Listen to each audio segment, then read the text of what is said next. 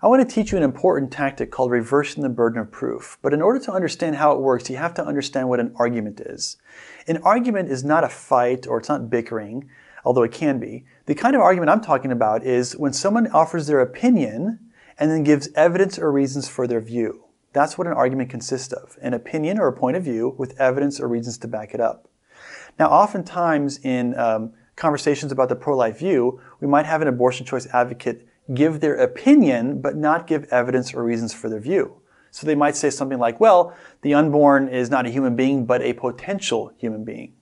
Now, typically the pro-life person will respond by saying, no, that's not true, and they might give a 5, 10, or 15-minute defense against that person's opinion. And when you do this, you're making the task of pro-life evangelism much harder than it needs to be. Because when someone just gives their opinion, you are not responsible for responding to that. You're only responsible for responding to an argument. And so, since they've only offered their opinion, you need to ask them to give evidence to justify their viewpoint.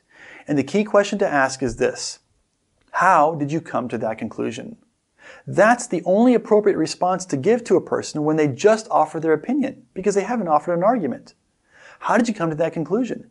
And this makes the task of pro-life persuasion so much easier than it needs to be, because if they've made the claim, they're the ones who shoulder the burden of proof. And the burden of proof rule is just that. It's the responsibility that someone has to give evidence or reasons for their view. And since they're the ones who've made the claim, they're the ones who bear the burden of proof.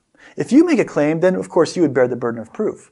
But in many examples, many people are giving defenses for abortion, and they're simply offering their opinion. And when they do, simply enforce the burden of proof rule by asking them to give evidence or reasons for their view. How did you come to that conclusion?